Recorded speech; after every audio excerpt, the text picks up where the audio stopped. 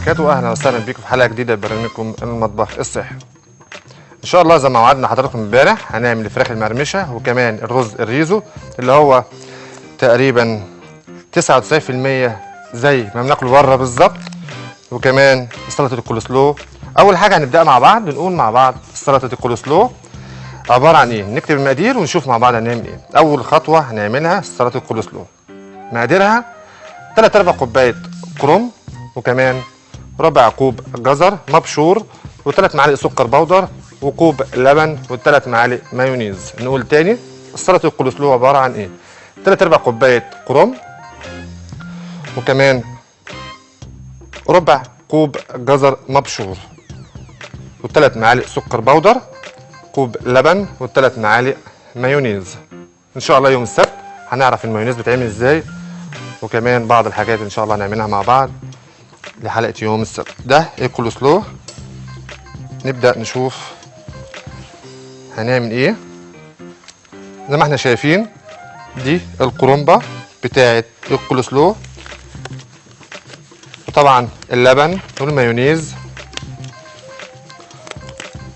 وكمان الجزر المبشور والسكر البودر. دي مكونات الكولسلو. طبعا انا حبيت ان انا اوريكم الكولسلو عباره عن ايه. دي الكرنبه ديت موجوده في السوق او في اي سوبر ماركت بالشكل ده كده، ما بقاش كرنبه كبيره، هي دي اهم حاجه تبقى ناشفه جدا كده. الاحسن ان انا اقطعها قبل الهوا، بس قلت نعملها مع بعض. ده شكلها ناشفه جدا جدا داخليا، اقدر اقطعها واقدر كده هاخد كميه تعجبني اقدر اقطعها. طيب لو قطعت كميه كبيره اعمل قد ايه؟ اقدر اعمل حاجتين، الصوص بتاعه هنعمله مع بعض، واما الكرنبايه نفسها اقدر اقطعها كلها واخليها في كيس بلاستيك واكتمها من الهواء خالص، ما اخدش فيها اي فراغ هواء خالص، تبقى الكيس ناشف جدا زي الكرنبايه بالظبط. بعد ما اضغط عليها واربطها كويس جدا وادخلها في قلب الفريزر اقدر احتفظ بيها وقت طويل ممكن. ايمان الو. الو، مساء الخير. مساء النور يا شيخ نبيل، ازي حضرتك؟ ازي حضرتك يا فندم؟ منور النهارده. بنورك، ربنا انا يخليك. كلمت حضرتك امبارح. منورانا. ميرسي يا حبيبي. أمورين. بجد بجد شكرا على الاكلات الجامده دي. اشكرك، ربنا يبارك فيك. وليا سؤال عند حضرتك. أموري. عايز اعرف بس طريقه الكبسه وطريقه الكفته المشويه بس ازاي؟ حاضر، منين الاثنين؟ حاضر. ماشي، شكرا يا سيدي. اشكرك، تحت امرك.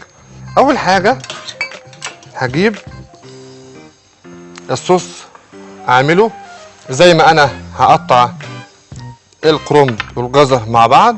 هشوف الصوص بتاعه عباره عن ايه. عباره عن 3 حاجات، المايونيز واللبن وكمان السكر بودر. المعلقه بتاعتي اهي. هنحط الاول زي ما احنا شايفين 3 حاجات. اول حاجه هجيب المايونيز 3 معالق. ده الخليط بتاعي. الاء الو. ازيك يا شيخ نبيل، عامل ايه؟ ازيك يا الاء، اخبارك انت ايه؟ الحمد لله، ازيك؟ بخير والله، الحمد لله تمام. والله وحشتني يا شيخ نبيل. ربنا يخليك يا قمر. والله اول ما طلعت من المدرسه والله العظيم حضرتك كلمتك على طول. تسلمي لي يا قمر، ربنا يخليك يا رب يوفقك تسلم ان شاء ايدك الله. والله على الأكلات اللي انت كلها بتعملها. تسلمي لي يا قمر. امي عملت لنا السندوتشات وطلعت فوق الروعه بجد والله. بالهنا والشفا ليك يا حبيبتي، بالهنا والشفا ليك. طب ماما تسلمي يا عايزه ماما. اتكلم حضرتك. اتفضلي يا ماما. يا ماما. السلام عليكم. عليكم السلام ورحمه الله وبركاته. ازيك يا شيخ نبيل؟ ازي حضرتك يا فندم؟ يا سكرة، ربنا يا يخليك يا اللي رب. الناس كلها بأمانة الله بيموتوا فيك وفي أخلاقك يعني كل ما فيش حاجة فيك بصراحة. اشكرك. يعني راجل محترم. ربنا يخليك واللي يا رب. يقول غير كده هو تبقى هو اللي مش محترم. ربنا يخليك، اشكرك. يعني عارف كل واحد يقول لك ما لقوش في اللحمة يبقى له يحمل الخدين على رأي المثل.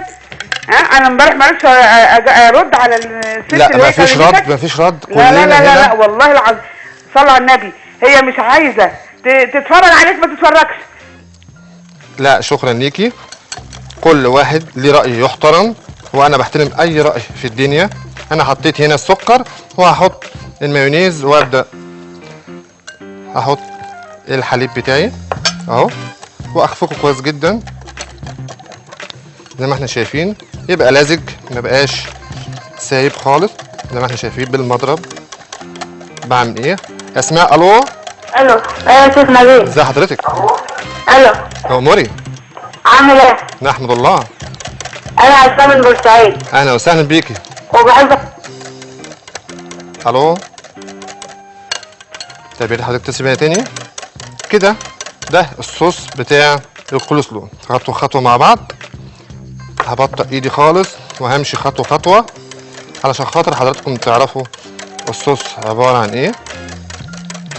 اقدر اعمل الصوص اللي يعجبني. هوريكم السماكه بتاعته زي ما احنا شايفين كده. اقدر ازود شويه من مايونيز. كريمه الو. ايوه، السلام عليكم. عليكم السلام ورحمه الله وبركاته.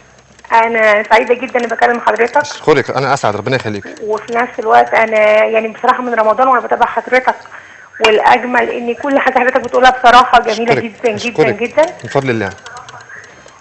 اموري. حضرتك كلمت وعملت امبارح المكرونه بالبشاميل. انا تمام. كانت عقده حياتي ان البشاميل يطلع مظبوط. ده اللي مخليني اتصل بحضرتك بصراحه. تسلم ايديك، ربنا عملتها يخليك. النهارده وبقول لك شكرا شكرا شكرا. يعني تمام، طلعت تمام، اهم حاجه. الله يخليك. ده انا بقول لحضرتك عمري في حياتي ما كلمت برنامج، انا اتكلمت عشان اقول لك تسلم ايديك حقيقي. ربنا يبارك فيك يا رب، من هنا والشفا جدا ليك. جدا. اشكرك، ربنا يخليك يا رب. والله انا طالبه عشان اقول لك شكرا وتسلم ايديك، ودايما يا رب كده في معلومات جميله. اشكرك، شكرا لذوق حضرتك طبعا. شكرا اشكرك جدا. شكرا جزيلا. هنا الصوص بتاعي جهزته، هركنه على جنب. وبعد كده هجيب الكرنبايه بتاعتي، هشيل منها اي عروق وانا بقطع زي ما احنا شايفين اهو. هقطعها او ابشرها زي ما انتوا عايزين بالشكل ده كده. الكولسلو من السلطات الجميله جدا والغنيه بطعمها. اعمل الكميه اللي تعجبني، ولو في اي عروق قابلتني في السكه بشيلها عشان خاطر تبقى تمام معايا. بعد كده طولي وعرضي هقطعها بالشكل ده كده. مدام سهيلة الو. السلام عليكم. عليكم السلام ورحمه الله وبركاته. ازي حضرتك يا شيخ؟ ازي حضرتك، ربنا يخليك. تسلم ايدك على الاكل الجميل ده. اشكرك، ربنا يخليك يا رب. اموريني. معلش يا شيخ، ممكن عايزه طريقه الكبده الاسكندراني. الكبده الاسكندراني بس من عيني، حاضر. يعني ضروري النهارده. حالا دلوقتي على طول اكتبي ورايا. اوكي. الكبده الاسكندراني بجيب الكبده بحطها الاول في مصفى، وبعد كده بعصر عليها 2 ليمونه لو على الكيلو، وبعد كده بسيبها لمده نص ساعه تصفي الدم بتاعها والميه بتاعتها وكل حاجه. وبعد كده بجهز معايا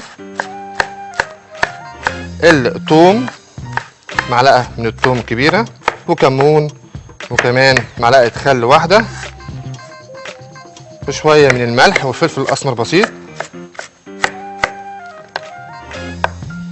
وبعد كده كل ده بحطه مع بعضيه في قلب الكبده واسيبها تتبل لمده ساعه على الاقل. وبعد كده ما اجي اسويها بتبقى جاهزه معايا. بحط بقى بصل، فلفل زي ما انتوا عايزين، او فلفل بس زي ما انتوا عايزين، بشويه زيت، تبقى جميله جدا معاك. امنا الو. يا مساء الجمال. ازي حضرتك يا فندم؟ وحشتني. ربنا انا يخليك. بقالي اسبوع ما كلمتكش فوحشتني. ربنا يبارك فيكي. الله يخليك. تحت وطبعا أمرك. انا طبعا لاني مستنيه على التليفون فنسيت انا عايزه اقول ايه. اموري. معلش انا اسف.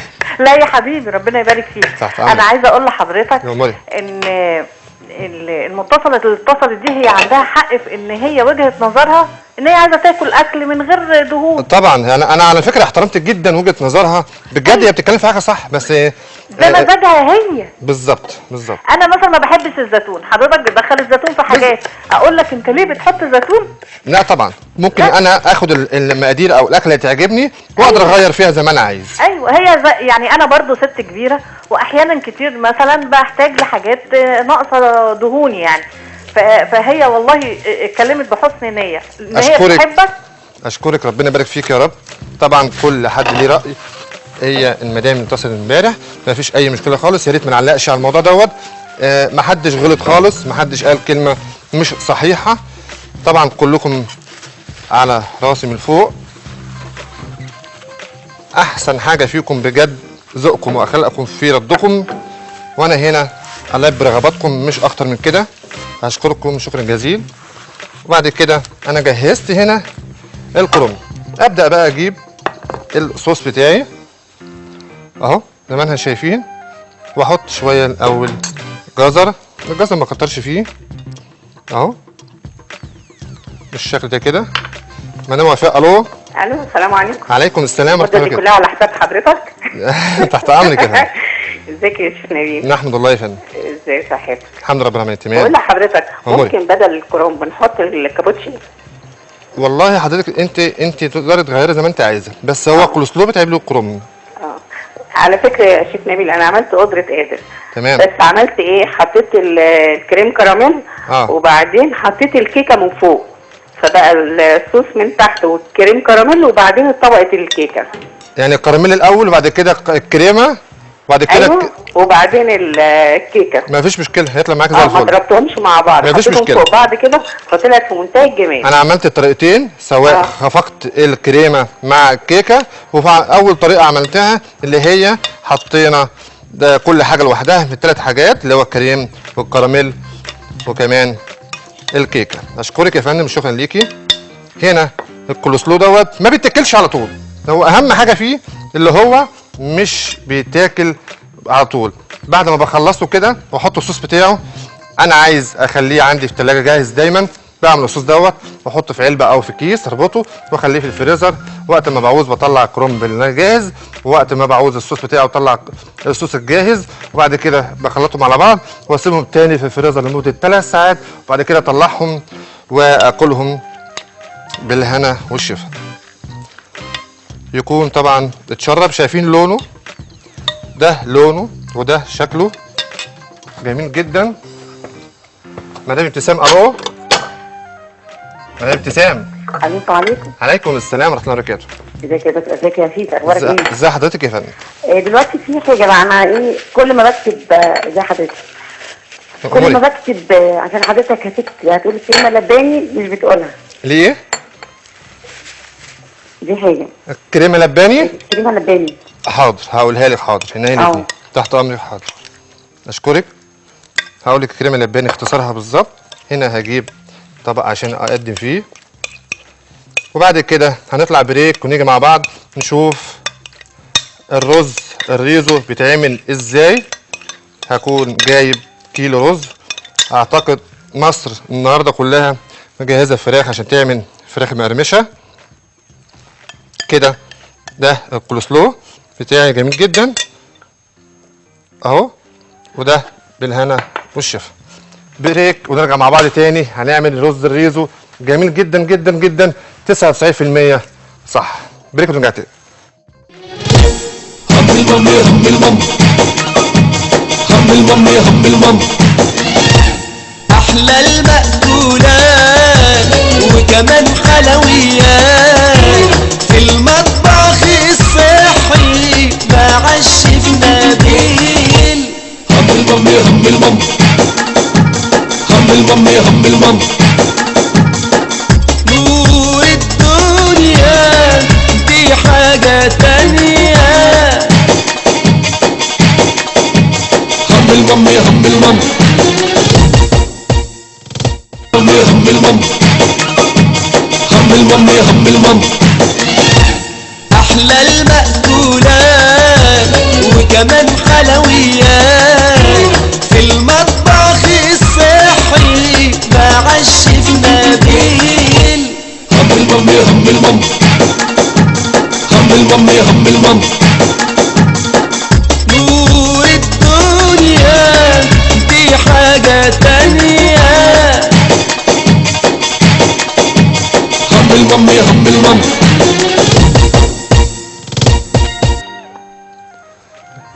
رجعنا مع بعض تاني، وده الكولسلو، سلطه الكولسلو الشهيره الجميله. طبعا بعد ما بنعملها نخليها في قلب طبق او في اي علبه او في اي حاجه احنا عايزينها، نحطها في الفريزر لمده 3 ساعات وبعد كده نطلعها ان احنا والشيف يكون الكرنب والصوص تشبع بقلب بعضيه. نبدا مع بعض نشوف مقادير الرز الريزو. مقادير الرز الريزو نركز مع بعض جدا ونكتب بسرعه جدا جدا.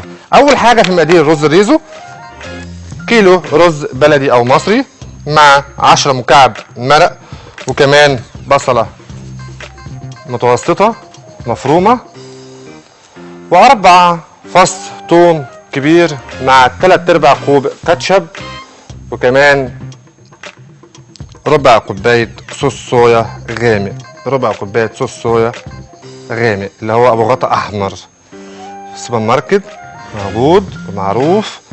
لو عاوزين البديل بتاع صوص صويا من عينيا حاضر، هنقول لكم عليها. هنقول تاني 1 كيلو رز بلدي ومع 10 مكعب مرق، مفيش زيوت ولا ملح ولا فلفل اسمر ولا اي حاجه. الطريقه ديت منفردين بيها على المطبخ الصحي ان شاء الله 100% بفضل الله، سليمه جدا زي ما بناكله بره بالظبط. نرجع مع بعض ونشوف هنعمل ايه. طبعا الرز يكون منقوع لمده تلت ساعه او ربع ساعه، واصفيه كويس، اغسله كويس واصفيه كويس، يبقى ده جاهز معايا. وبعد كده الثوم والكاتشب و10 مكعب مرق، وكمان البصل المفروم وصوص صويا الغامق مع الثوم. نيجي للثوم. اول حاجه هنسال رحاب. الو الو، مساء الخير يا فندم. الو، مساء الخير يا فندم. مساء النور. تحت امرك. ايوه لو سمحت عايزاك تعيد القايمه بتاعت الفولسيرو معلش عشان فتحت متاخر. حاضر في عيني حاضر. هنجيب هنا الثوم بالشكل ده كده، هنركز مع بعض نشوف الثوم اهو. هجيب بالشكل العرض ده، هقطعه كده بالشكل ده كده يبقى شرايح. بعد كده هيبقى بالطول كده. انجي الو. الو، مساء الخير يا فندم. مساء النور يا شيف. تحت امرك. انا كان عندي بس طلبين. اول حاجه بعد اذنك الشكلمه. حاضر. تاني حاجه حضرتك اكيد من اسكندريه، في محل مشهور بتاع جاتوهات بيعمل جاتوه سوداني. مش عارفه حضرتك عارفه ولا لا؟ كلاسيك. ايه؟ لا مش كلاسيك، ديليس. على الهوا اهو. لا هو ديليس، هو مشهور بالجاتوه بتاع السوداني بتاعه. حاضر. فيا ريت طريقته بعد اذنك. عينيا حاضر. هروح اكل الجاتو دوت وبقول لك بيتعمل ازاي. حاضر عينيا كده. هجيب الثوم اقطعه بالشكل ده كده. خالد الو. الو. الو. الو. ازيك يا خلود؟ ازيك يا عمو؟ يأمرني. الحمد لله. قول يا خالد، ليك سؤال؟ انا كنت عايز اعرف بلح الشام بيتعمل ازاي. من عينيا يا حبيبي، عاملوا لك عينيا الاتنين ليك. حاضر. كده هكون مجهز الثوم بتاعي. اول حاجه هحط حله على النار، هقول الرز رزه اهوت عشان خاطر كتير مننا ما يعرفش، واللي يعرف خطوات ماشيه ازاي. اول حاجه احط حله على النار، بعد كده احط الميه اللي هو لتر الميه اللي هو مقدار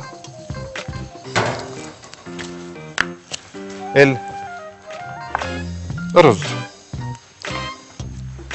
اول حاجه هحط مقدار الرز، ميه بدون اي اضافات، ويكون النار عاليه هتسخن معايا. وبعد كده هبدا اشوف هعمل ايه.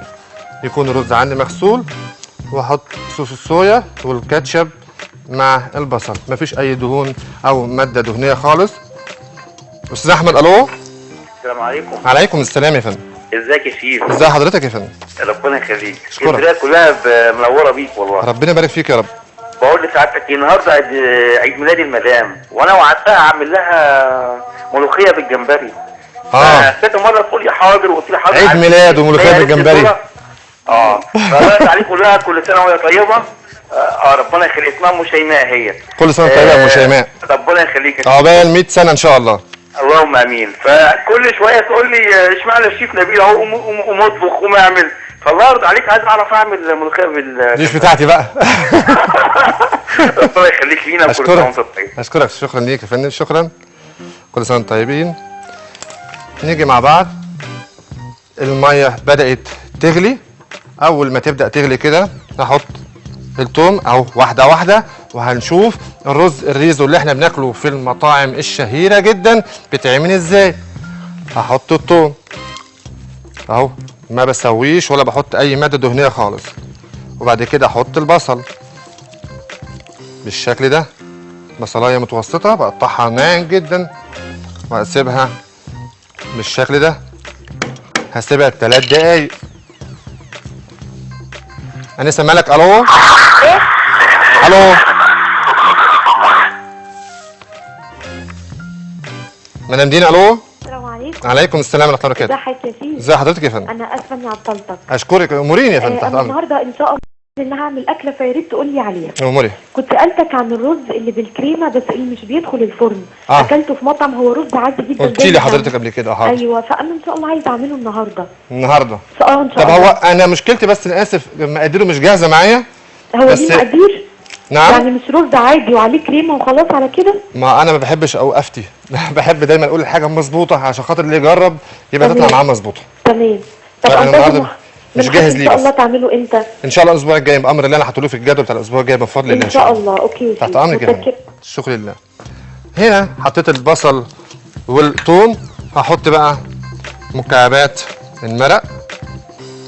مين معايا؟ مدام ماجده. ايوه. مساء الخير يا فندم. السلام عليكم. عليكم السلام ورحمه الله وبركاته. ازيك يا شيخ نبيل؟ ازي حضرتك يا فندم؟ بخير الحمد لله. اموريني. لو سمحت انا عندي جبنه روميو. ماشي. يعني استفيد بيها بايه؟ لان طعمها مش حلو.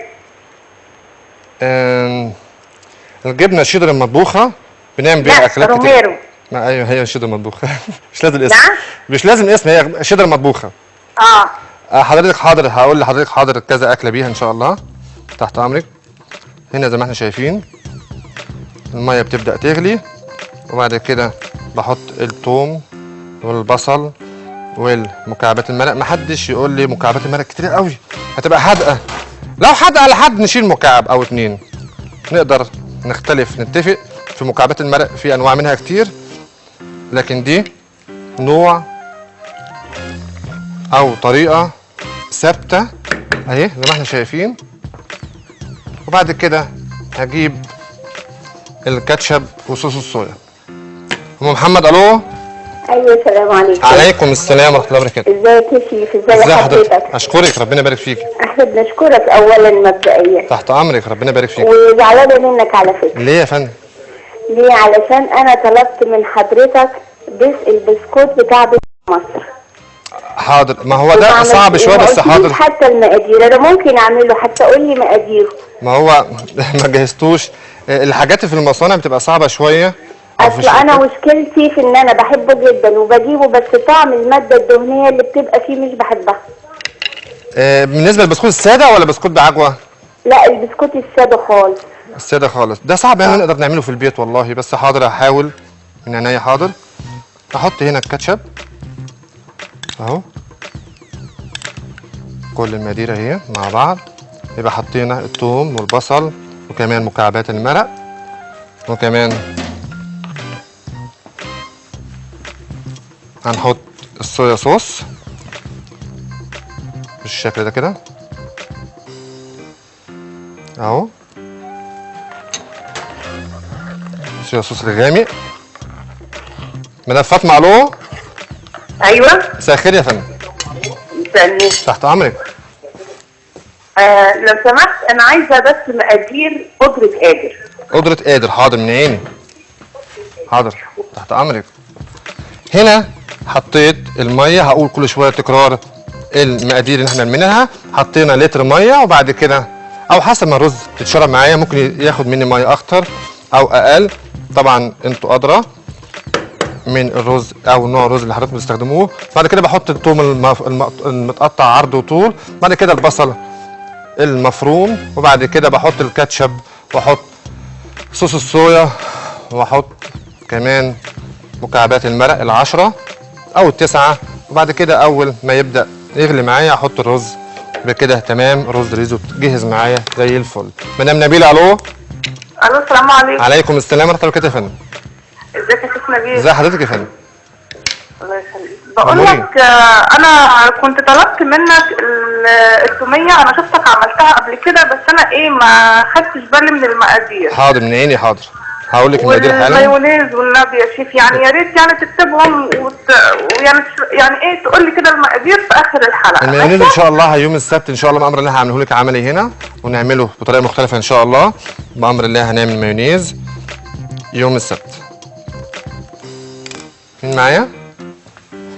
كده الميه او البيون بتاعي او الخليط بدأ يغلي اهو زي ما احنا شايفين.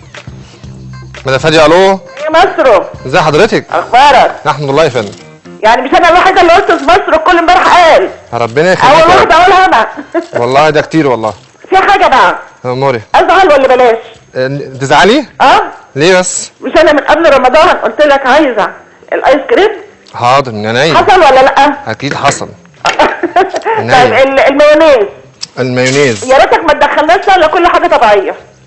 كل حاجه طبيعيه بنعملها في البيت 100%. ماشي شكرا. تحت امرك يا ست الكل. كده الرز كله حطيته اهو زي ما احنا شايفين. مدام مروه الو. ايوه السلام عليكم. عليكم السلام ورحمه الله وبركاته. مساء الخير يا شيخ، تسلم ايديك. ربنا يبارك فيك يا رب. ربنا يخليك يا رب. كان ليا بس استفسار صغير كده. أموري. لو عايزه احط مع رز يعني حتت فراخ صغيره يكون بيتحط ازاي؟ الرز الريزو بتحط له قطع فراخ، بجيب صدور فراخ. احنا دلوقتي هنعمل الفراخ المقرمشه، هنطلع بريك ونرجع نشوف الفراخ المقرمشه بتتعمل ازاي. اما قطع الفراخ بنفس الطريقه، بس المشكله اللي هو او الاختلاف فيه اللي هو صدور فراخ فقط لا غير. بقطعها مكعبات وبعملها زي الفراخ المقرمشه بالظبط بالطريقه اللي احنا هنعملها ونقليها، وبعد كده نحطها على الرز بعد ما يستوي. وبعد كده بحط صوص الباربيكيو الجميل، بيبقى كده 100% مظبوط. هناخد بريك. طبعا الرز هيستوي عادي جدا جدا جدا زي اي رز في الدنيا، قلنا مقاديره وقلنا طريقته وكمان هنسيبه يستوي. وهناخد بريك ونرجع مع بعض نعمل ايه؟ فراخ المقرمشه. نجهز فراخنا ونجهز ورقه وقلم وهنكتب كل حاجه عشان خاطر نعمل فراخ مقرمشه. بريك ونرجع تاني.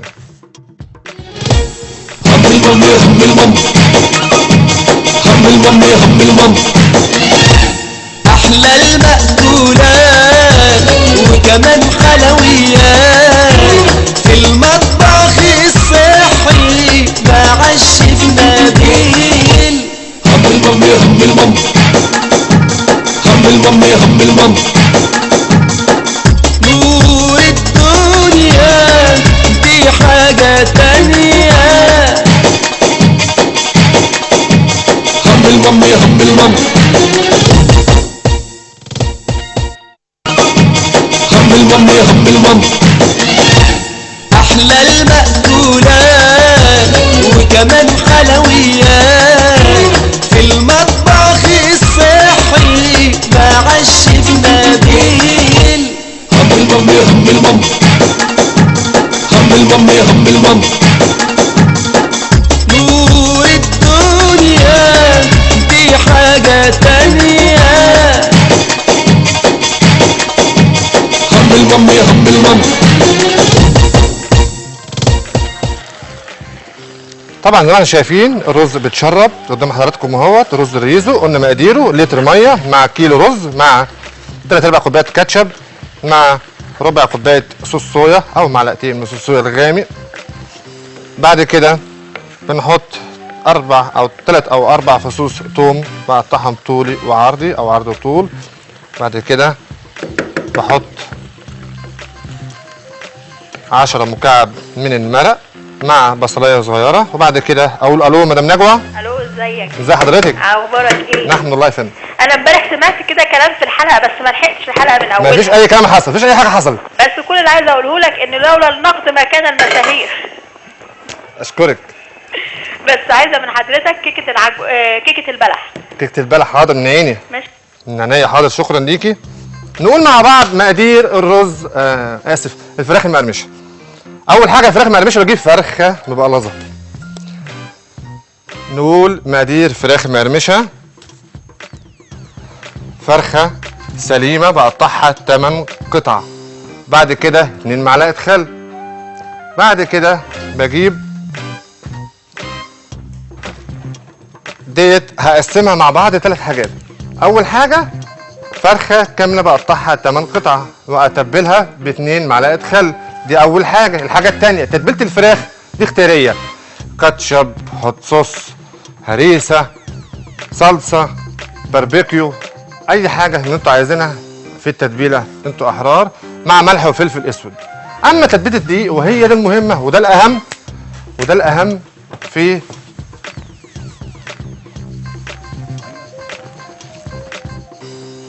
تتبيله الدقيق. اول حاجه كيلو دقيق مع كل حاجه هقولها معلقه صغيره، توم باودر، بصل باودر، بيكنج باودر، عقالة باودر كلهم، مع الزعتر المطحون،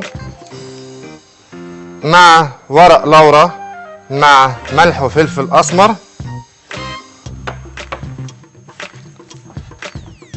وبعد كده بجيب ماء مثلج. اقول تاني بعد ما نرجع مع بعض هنشوف هنعمل ايه.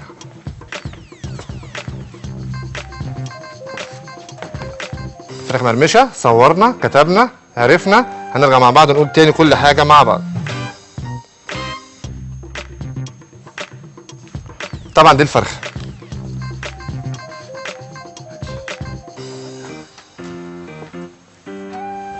ودي الصلصه والخل، لا دي الهريسه، اسف، وكمان الخل. وبعد كده دي التوابل كلها عباره عن ايه؟ ملح وفلفل اسود مع زعتر ناشف، مع بيكنج باودر وتوم باودر وبصل باودر، ورق لوري ناعم.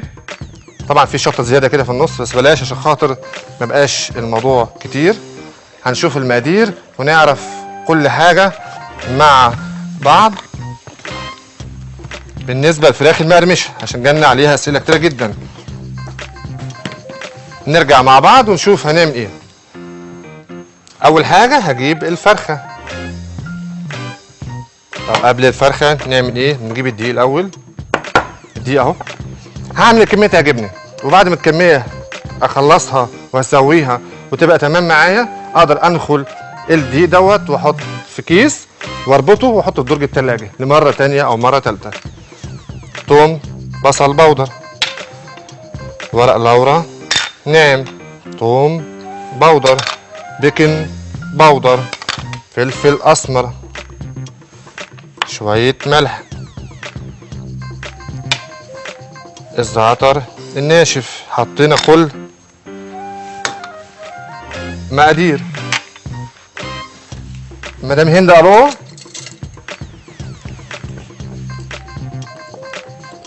مدام نجوى الو. ايوه مساء الخير يا فندم. مساء النور يا فندم. تحت امرك. الو. الو. اموري يا فندم معاك سامع. من فضلك كنت عايزه بس اسال حضرتك الصوص اللي بيتحط على الفراخ. ايه يا فندم؟ الصوص اللي بيتحط على الفراخ على الرز الريزو اللي من فوق ده. وكنت عايزه اسال حضرتك كمان، انا عندي سمان بس صغير قوي مش هينفع يشوي. فعايزه اعمله حاجه تانية. اعمله في حاجه اسمها كمونيه. كمونيه في حاجه فعلا اسمها كمونيه. حاضر. طب معلش عشان انا عايزه اعمله. عينيا ليكي حاضر تحت امرك. متشكره قوي. اشكرك يا فندم، شكرا ليكي. هنا الدقيق حطيت كل البهارات فيه.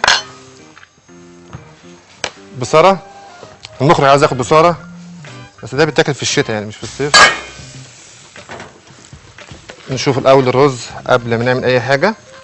الرز ده لونه اهو، ده اللون بتاع الرز، نفس اللون اللي بناكله بره، نفس اللون. جربوا يا ريت تقولوا لنا رايكم ايه. هغطيه خليه يكمل سوا ونرجع مع بعض بعد ما عملنا الدقيق بالتوابل بتاعته. هنجيب بقى الفرخه الجميله ديت. مدام نبيله الو. ايوه يا شيف معلش انا اتصلت تاني. اموري يا فندم. الله يخليك. تحت امرك. انت طبعا كنت عملت الصدق. وطبعا احنا ما كانش يخطر على بالنا ان احنا نعمله في البيت. تمام. انا كنت طلبت منك طبعا يعني لو كانت البسطرمه ممكن احنا نعملها، فانا مش عارفه يعني نشوف يعني ممكن ولا لا. حاضر من عينيا الاثنين. حاضر هعمل لكم كمان شويه مصنعات جميله جدا، البلويف والبسطرمه. حاضر. اشكرك يا فندم. هنا هجيب الفرخه اقسمها نصين بعد ما اكون غسلها كويس جدا. اول حاجه هقسمها ربعين اهو، وبعد كده هتبقى دي الفخده هقسمها نصين كده اهو بجلدها كده وبعضمها. وبعد كده هجيب الفراخ اكملها. مين معايا؟ مدام ابتسام. الو. الو. مساء الخير. ايوه ازيك يا شيخ؟ ازيك يا ابتسام؟ معلش. لا انا مش ابتسام، انا بنتها. انت بنتها. اسمك ايه بقى؟ انا اسمي فاطمه. فاطمه؟ اه. اموري يا فطومه. انا كنت طالبه منك فطاير السينما. هعملها لك من عيني. ماشي. حاضر. وماما عايزه اتكلم حضرتك. اتفضلي. السلام عليكم. ازي حضرتك يا مدام ابتسام؟ ازي حضرتك يا شيخ؟ امورين استقل. الله يكرمك يا رب. احنا بنشكرك طبعا وربنا يبارك في عمرك. اشكرك ربنا يبارك لك يا رب. من فضلك كنت بس عملنا صوص الطفل بس هو باظ مننا بس كنت عايزه اعرف ايه السبب. الايه؟ صوص الطفل. صوص الطوفي. هو كلكع مننا وفصل الزبده عن السكر. تمام. ماشي. ولو سمحت من فضلك كنت عايزه في بطاطس بتعجب اولادي قوي اسمها فريسكس. هعملها لك ان شاء الله يوم السبت بامر الله. ماشي. ولو سمحت الكورن سيرب بيستخدم فين؟ حاضر مناني. حاضر اشكرك. شكرا لحضرتك. هنا خلصنا الفراخ زي ما احنا شايفين قطعناها 8 قطع. قطعناها 8 قطع. نرجع مع بعض. احط الاول نجيب الطبق.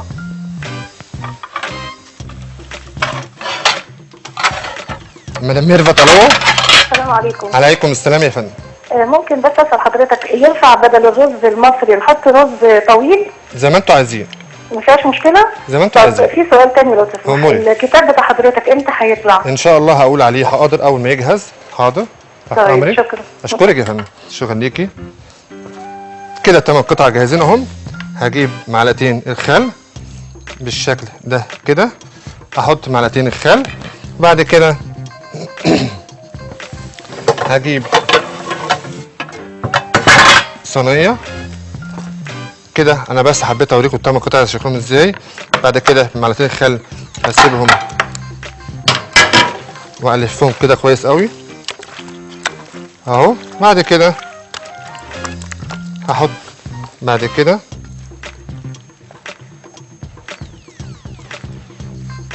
الهريسه والملح والفلفل اسود اهو بالشكل ده كده. الكميه اللي تعجبني. مؤمنة. الو. يا مساء الجمال. تحت امرك استقل. بتصل بيك معلش مره ثانيه. امورين شرفين يا فندم. قبل اي كلام اشكر لي اللي على التليفون. بشكره. والله. وبضم صوتي طبعا لصوت المخرج. احنا عايزين بصاره وعدس بجبه والحاجات دي كلها بقى وفول مدمس كل ده. حاضر من عينيا. حاضر ان شاء الله ربنا يخليك. تحت امرك. اشكرك يا فندم. شكرا ليكي. من عيني. حاضر. كل حاجه نعملها مع بعض. بحاول البي كل رغبات حضراتكم طبعا. زي ما احنا شايفين اول خطوه عملناها حطينا معلقتين الخل ولفينا الفراخ بتاعتنا فيها. وبعد كده حطينا شويه من الملح شويه من الفلفل الاسود بالشكل ده كده. والفها كويس واسيبها لمده 3-4 ساعات. 3-4 ساعات او ليله كامله تبقى افضل. كده هتبقى جاهزه معايا. وبعد كده هبدا اعمل ايه؟ هجيب غير جوانتي الاول.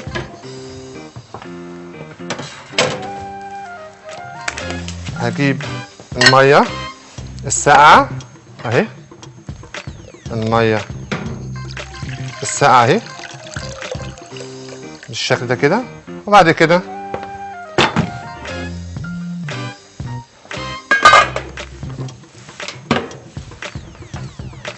اجيب خلطة الدقيق بتاعتي ادي تالت حاجة. يبقى كده تبلت الفراخ مية ساقعة يبقى الدقيق اللي فيه كل البهار. مدام نجوى. الو. الو. ازي حضرتك يا فندم؟ ايوه يا شيخ ازي حضرتك؟ تحت امرك. معلش والنبي مش عايزاك تنسى السمان. لا حاضر من عينيا. السمان بتاع الرز. طيب حاضر. السمان نقدر نعمله روستو مع بوكيه جرنيه اللي هو عبارة عن بصل وجزر وكرفس وكمان مكعب من المرق. لو حبايه تحشيه تحشيه رز او فريك يبقى جميل جدا. وبعد كده ندخليه في ورقه سيلفر. لو مش عارفه تعمليه قوي تعمليه تحشيه كويس قوي بخلطه من الرز والبهارات. تحطي بابريكا وتحطي فلفل اسمر وملح وريحان. لو حابه مش حابه تحطي حبهان مع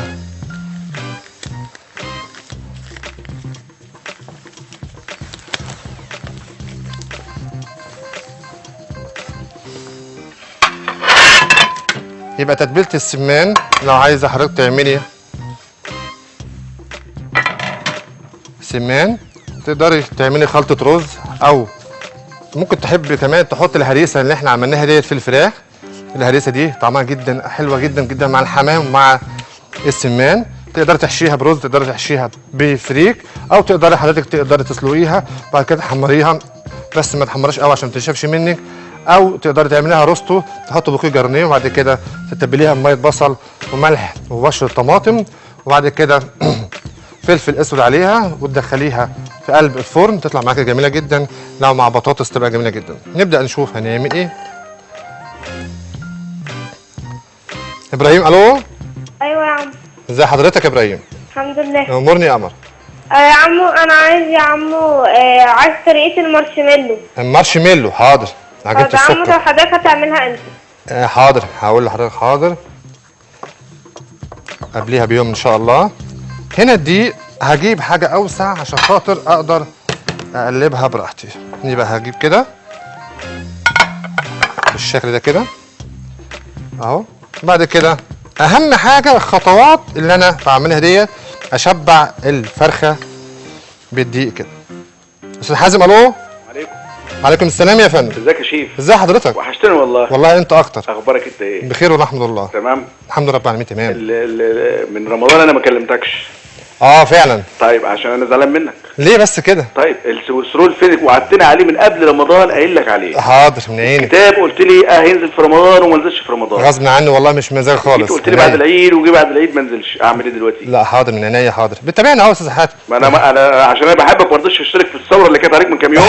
لا حاضر. مش هعمل عليك ثوره. ماشي حاضر من عينيا الاثنين ليك يا استاذ حاتم. ماشي شرفنا وبتنورنا. ربنا يخليك. اشكرك يا استاذ حاتم. شكرا ليك. هنا دي اول خطوه. مدام زينب الو. ايوه يا فندم. السلام عليكم. عليكم السلام يا فندم. لو سمحت كده الفراخ سبايسي ممكن نحط هريسه اي حاجه تانية؟ انا قلت نحط كاتشب نحط صلصه ما نحطش خالص زي ما انت حضرتك عايزه. عايزه تتبليها بميه بصل وطماطم مع فلفل اسود وملح مفيش اي مشكله. ماشي يا فندم. اشكرك يا فندم. هنا مدام الهام الو. الو السلام عليكم. عليكم السلام يا فندم. ازي حضرتك؟ ازي حضرتك يا فندم؟ متشكرين على كل حاجه. اشكرك ربنا يبارك فيك. حاجات جميله قوي حضرتك بتعملها لنا. ربنا يخليك يا رب. تحت امرك. كنت عايزه اسال بس على الهريسه دي الاقيها فين؟ الهريسه دي موجوده في اي سوبر ماركت وقبل كده عملناها هنا في المطبخ. لا ما انا ما حضرتش الحلقات اللي لا حاضر من عين اتنين. حاضر هبقى اعملها لك تاني بس هي موجوده في اي سوبر ماركت. لو حابه السبايسي ما لقيتهاش تقدري تحطي شويه من كاتشب وشويه من صلصه مع شطه لو حابه السبايسي. هنا اول خطوه بعملها الطريقه الاولى ان انا بشبع الفراخ بتاعتي بالدقيق كله وبعد كده هرده او هحط فيه الميه الساقعه وبعد كده هشوف كل الخطوات. ام وعد الو. الو. السلام عليكم. عليكم السلام يا فندم. ازيك يا شيخ؟ ازي حضرتك يا فندم؟ احنا بنشكر حضرتك قوي على الاكل اللي حضرتك بتعمله لنا. اشكرك ربنا يخليك. امورين. وبطلب من حضرتك بس كده عمايل يعني طريقه بط كده جديده. اموري. بس حضرتك بس عشان عندي عزومه بس بكره فمستعجل عليها. اتفضلي. اموري. الو. لا عمايل البط. عمايل طريقه للبط. للايه؟ لو حد سمع كنترول يا سماح. البط حاضر من عيني حاضر. كده الميه الساقعه ليه جد دورها اهو. يبقى اول خطوه حطيت الفراخ في الدقيق وبعد كده هرده في قلب. ممكن اجيب ده كده وكده كده معلش اهو عشان خاطر هشوف اهو هحط كده في الميه الساقعه، مجرد بس هتديني ملمس علشان خاطر تقبل مني دقيق تاني، والحاجه التانيه هتسد مسامات تحافظ على التوابل بتاعت الفراخ. يبقى كده مريم. الو الو الو، ازيك يا مريم؟ الحمد لله. اموريني يا قمر. ممكن انا عايزه اعرف طريقه الكاتشب. الكاتشب؟ من عيني، حاضر تحت امرك. مدام ابتسام. عليكم. عليكم السلام يا فندم. ايوه دكتور، نقول لك دكتور بقى، في بيقول مصر وانا اقول لحضرتك دكتور. تحت امرك، شرفني يا فندم. دلوقتي يا شيخ نبيل انا عملت فينو بس طلع معايا ناشف، معرفش ليه. هنعمل فينو وهنعمل كمان عيش القيصر والبتبان ان شاء الله بامر الله. طب ممكن حضرتك تقول لنا على بعض المخبوزات؟ حاضر ان شاء الله بامر الله، حاضر من عينيا الاثنين، حاضر. بس لو ناشف يبقى العين من الفرن. لو حضرتك ما عندكيش الفرن ابو مروحه تقدري تحطي حاجه فيها ميه، حله او صينيه صغيره فيها ميه، تخليها في قلب الفرن عشان خاطر البخار هو اللي هيوزع معاكي درجه حراره، مش في كل حاجه. فانا بقول في العيش الفينو عشان ما حدش يجي يقول لي ده بديل المروحه، لا مش بديل المروحه. هي المشكله ان العيش الفينو محتاج توزيع حراره كويس جدا.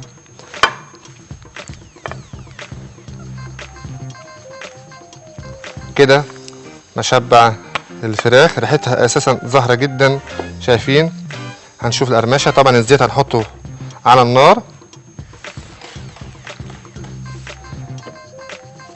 مدام مروه. الو.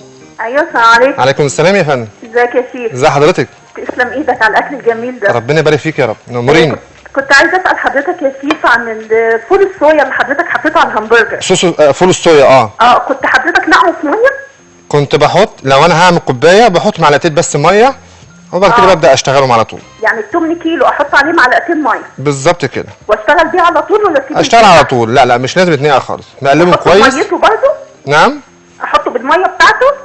ما هو كده هيشرب ميته. كده يشرب الميه. بالظبط يا فندم، تحت امرك، اشكرك. هنا انا ببطئ ايدي عشان خاطر اللي بيتابعنا يعرف احنا بنعمل ايه. اهو ادي الفراخ بتاعت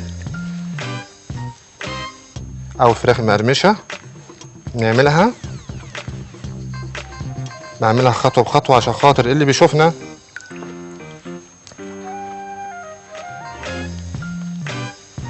كده. بقى هي القرمشه بتيجي من هنا. مريم. الو. الو، ازيك يا مريومه؟ الحمد لله. اموريني. انا عندي طلبين. امور الطلبين. عايزه مارشميلو وايس كريم. تاني؟ حاضر. مارشميلو حاضر، عجينة السكر من عين اتنين حاضر. ام شيماء. الو. السلام عليكم. عليكم السلام يا فندم. انا ام شيماء اللي كنت اتصل بحضرتك. تنوريني يا فندم، اتفضلي. اللي طالب بالملوخيه بالجمبري. كل سنه طيبه.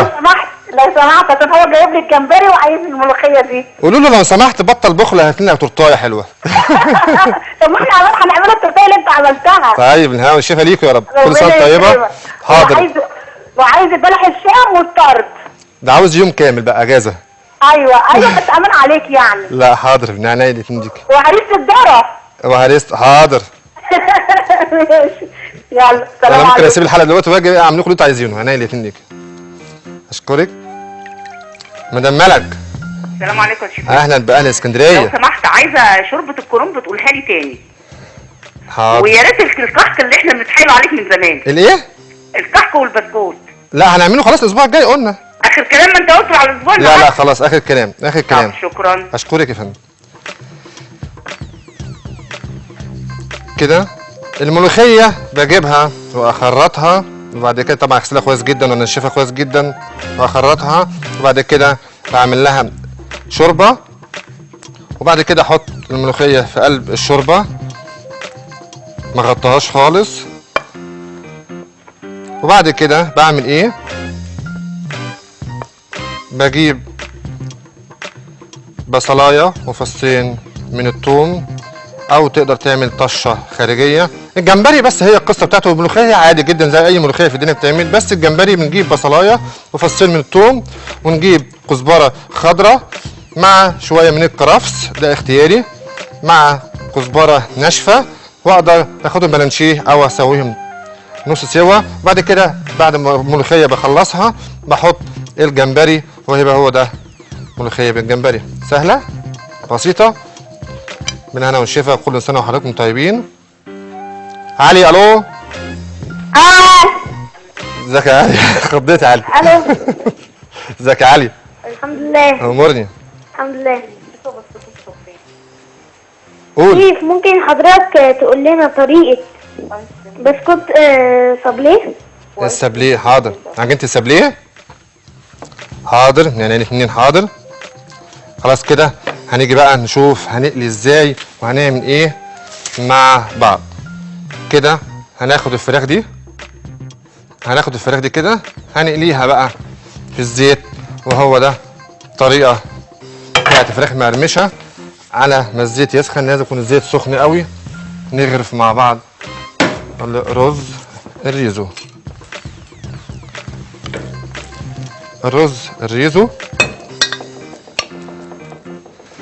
نحطه هنا، ريحته حلوه جدا بالشكل ده كده. انا سبته يبرد شويه عشان نقدر نشوفه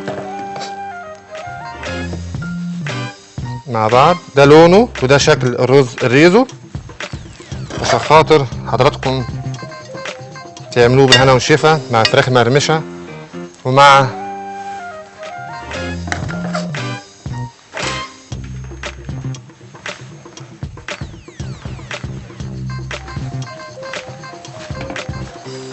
الفراخ مقرمشه. طريقه مبسطه جدا سهله، وده رز ريزو طعمه وريحته بجد جميل جدا. يا رب نجربه ويعجبنا جدا. اهو زي ما احنا شايفين مفيهوش اي مشكله ان شاء الله. مقاديره مش هتلاقوها الا في المطبخ الصحي. وده طعمه وشكله واللون كمان مهم جدا ان احنا نوصل للون ده. لو عندي الصوص فاتح اقدر ازود الكميه شويه واوصل لنفس اللون كده. ده رز الريزو جميل جدا. بحط بعد كده الزيت على النار بخليه يسخن خالص، يبقى سخن جدا وزيت عميق او زيت غزير.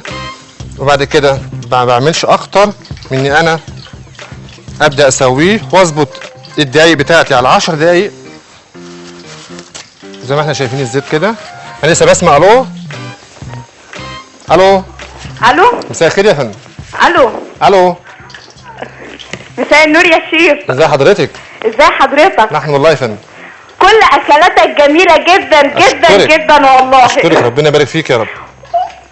والله اكلاتك جميله وبتخلينا الوقت نعمل كل حاجه من بره وما نشتريهاش ونضمن نظافتها. طيب بالهنا والشفا يا رب كده اقدر اوصل لكم المعلومه تبقى كويسه وسليمه وسهله كمان في نفس الوقت. لو سمحت يا شيف اموري. الجمبري دايما ما بعمله بانيه بيشد مني، يعني بينشف. ما تخليهوش على فكره. الجمبري البانيه بيحب زيت سخن جدا، ما بيقعدش اكتر من دقيقه واحده بس في النار، مش اكتر. ما تسيبوهوش يستوي كتير. الجمبري مش من النوع اللي هو بيقعد كتير جدا يستوي. نجاح. الو مساء الخير. مساء النور. ازيك يا شيخ نبيل؟ ازي حضرتك؟ عامل ايه؟ الحمد لله. كل سنه وحضرتك طيب يا شيخ. امورني. والله منور نور الدنيا بحضرتك. ربنا يبارك فيك يا رب. اشكرك. ازيك يا شيخ عامل ايه؟ الحمد لله. الحمد لله. انا لسه فاتح دلوقتي يا شيخ وكنت عايز اعرف الرز ده بيتعمل ازاي. انا قاعد لوحدي وعايز اعمل الرز زي ده يا شيخ. عايز تعمل رز زي ده؟ انا من عينيا حاضر. اقفل السكه واقول لك الاجابه حالا. تحت امرك. تقدر تتفرج على الاعاده ان شاء الله الساعه 11:30 بالليل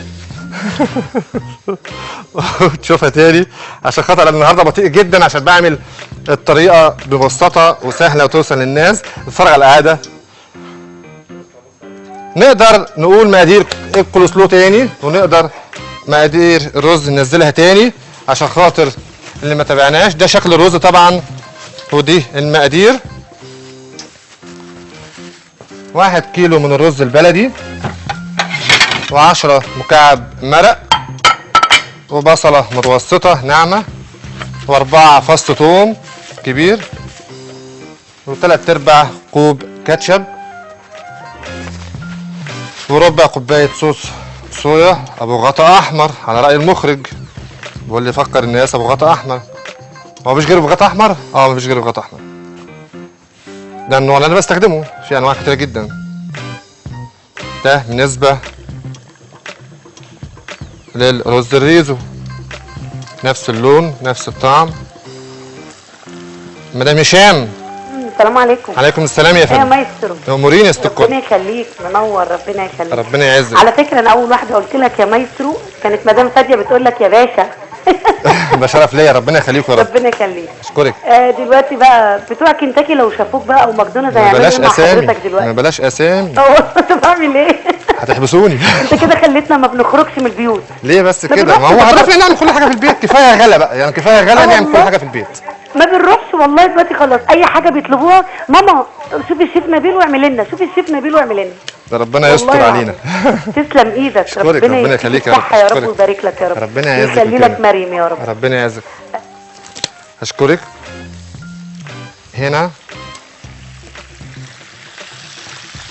الفراخ بتاعتي بسيبها مده قد ايه؟ انا ما بسلقش الفراخ وانا بعمل اي حاجه، انا مجرد ان انا بقطعها واتبلها واحطها في المارينيشن او في المارينيتد او في الدقيق بتاعها اللي فيه كل التوابل، وبعد كده ببدا يكون الزيت سخن معايا ونضيف وعميق بغزير كده كتير شويه، وبعد كده اقدر اعمل ايه؟ هنشوف دلوقتي شكله كويس جدا. وبعد كده ابدا اظبط الساعه، اول ما الزيت يبقى سخن معايا هظبط الساعه على 12 دقيقه لحد 15 دقيقه، يعني 12 دقيقه 15 دقيقه يطلع الفراخ مستويه 100%. 100%.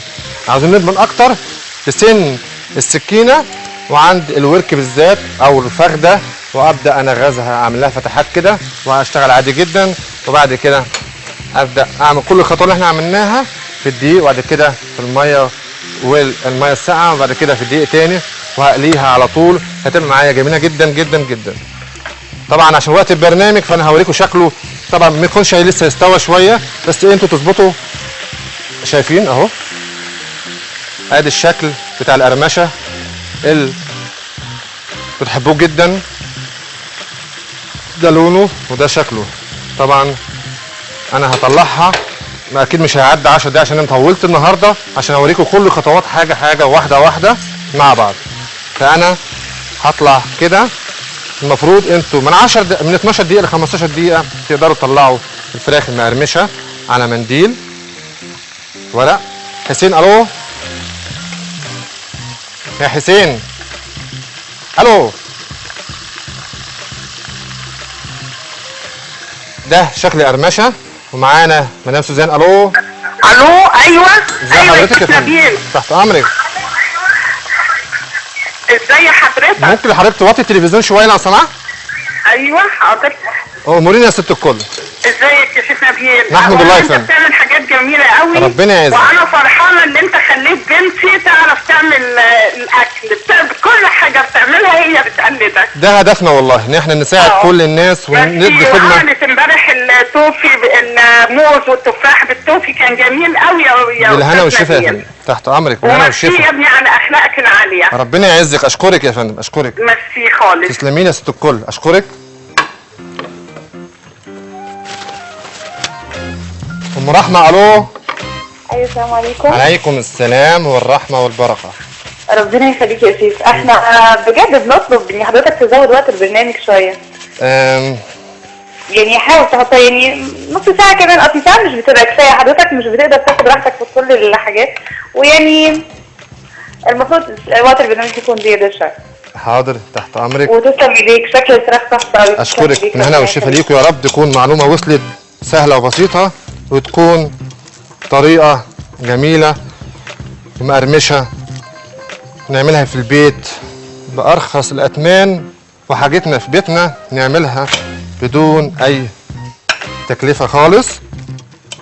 معلش طولت عليكم النهارده، بس انا حابب اقول الطريقه عشان خاطر كتير جدا بيسالني كل يوم عن الفراخ المقرمشه، فانا حبيت النهارده نعملها.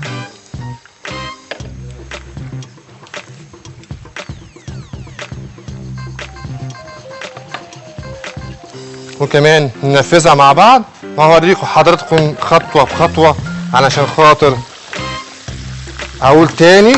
الزيت يكون سخن جدا، وبعد ما يكون الزيت سخن جدا نقدر نسويها من 12 دقيقة ل 15 دقيقة تطلع معايا مستوية زي الفل، بدون سلق او بدون ان انا اسلقها وبدون اي حاجة.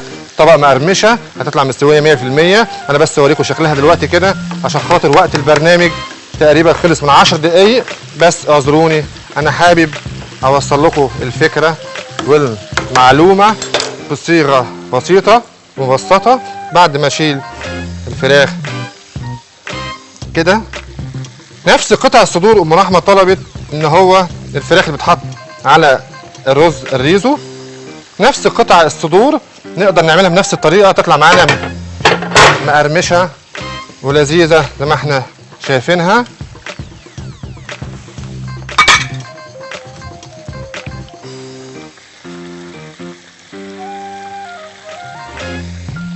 مقادير الفراخ المقرمشة هنقولها تاني بسرعة. أول حاجة الفراخ المقرمشة فرخة كاملة بنقطعها 8 قطع، ملحقش يكتب بسرعة، و2 معلقة خل. وبعد كده بحط بقى التتبيلة بتاعتها، تتبيلة الفراخ، هريسة الشطة وملح وفلفل اسود، تتبيلة الدقيق، بيكنج باودر وملح وفلفل اسود وبصل باودر وتوم باودر وكمان زعتر باودر وكمان ورق لورق باودر وملح باودر وكيلو دقيق باودر، عائلة باودر خالص، وميه مثلجه باودر. وبعد كده كل ده بخلطه في قلب بعضيه، هيبقى جميل جدا زي ما احنا شفنا الفراخ المقرمشه بنعملها ازاي، كل خطواتها مع بعض. ورز الريزو وسلطه الكولسلو كده. ناقص حاجه كده من المطعم ده؟ اعتقد مش ناقص حاجه. والزنجر برضه هعمله لكم ان شاء الله، عملناه قبل كده، حاضر نعمله تاني. ده بالنسبه للفراخ المقرمشه والكولسلو والرز الريزو. ربنا يستر علينا ويا رب يكون حلقه النهارده لذيذه وخفيفه، محدش يقول لي فراخ المقرمشه تعمل تاني ازاي. كل حاجه قدام حضراتكم، والكولسلو عملناه اول حاجه والرز الريزو عملناه مع بعض، ومقادير الكولسلو ومقادير الرز الريزو ومقادير الفراخ المقرمشه عملناها كلها مع بعضينا طبعا بطريقه سهله ومبسطه.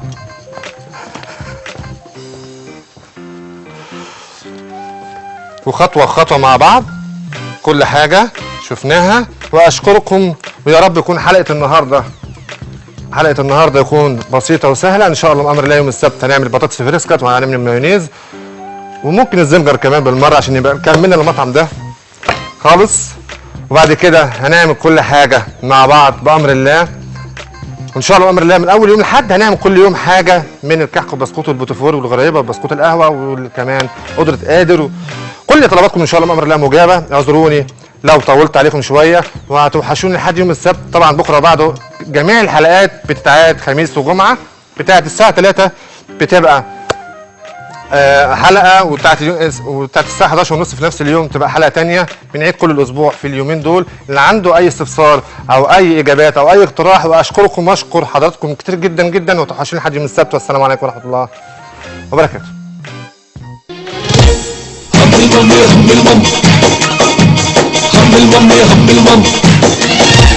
احلى المأكولات وكمان حلويات في المطبخ الصحي مع الشيف نبيل. هم المام يا هم المام، هم المام يا هم المام.